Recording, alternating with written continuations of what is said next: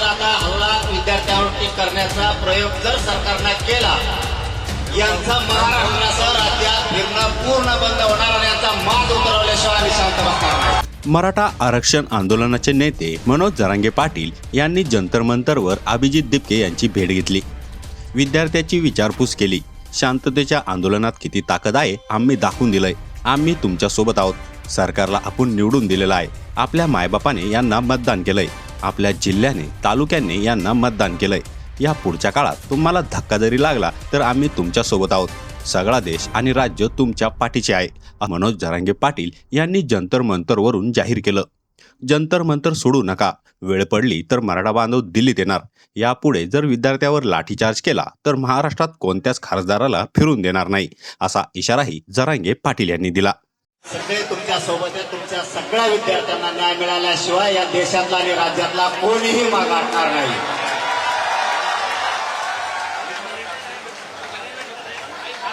Sir कह रहे कि इस आंदोलन को आगे बढ़ाने के लिए सर पूरा सपोर्ट करेंगे. जहां जहां जरूरत पड़ेगी सर वहां खुद आगे आएंगे. आपल्या देशातल्या विद्यार्थ्यांना न्याय मिळावा म्हणून हे सरकार म्हणजे जे भाजपचं सरकार प्रत्येक वेळेस गोरगरीब लोकांच्या लेकरावरतीच जाणून बुजून अन्याय करत आहे. जर या पुढच्या काळात कधी सरकारकडून जर आता हल्ला विद्यार्थ्यांवरती करण्याचा प्रयोग जर सरकारनं केला, यांचा महाराष्ट्रासह राज्यात फिरणं पूर्ण बंद होणार आणि यांचा माज उतरवल्याशिवाय आम्ही शांत बसणार नाही. सर ने जो कहा है वो ये कि ये जो सरकार है, बीजेपी की जो सरकार है, वो बस गरीबों के बच्चों के ऊपर हमला करती है. और इसके बाद अगर स्टूडेंट्स पर हाथ उठाया तो जितने भी बीजेपी के लीडर्स हैं उनको महाराष्ट्र में घूमने नहीं देंगे मनोज जरांगे सर. ऐसा सर. अरे सगळं मीच सांगायला. मी मराठीत बोलायलो ते हिंदी सांगायला.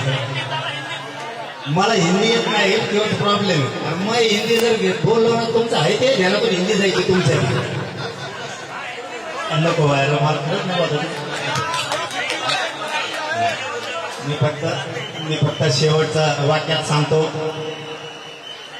असंच आंतरवाडीला सुद्धा गोरगरिबांच्या लेकरासाठी आंदोलन होतं. त्या ठिकाणी सुद्धा माय मावल्यांना, मुलींना, वृद्ध माणसांवरती सुद्धा प्राणघातक हल्ला केला होता.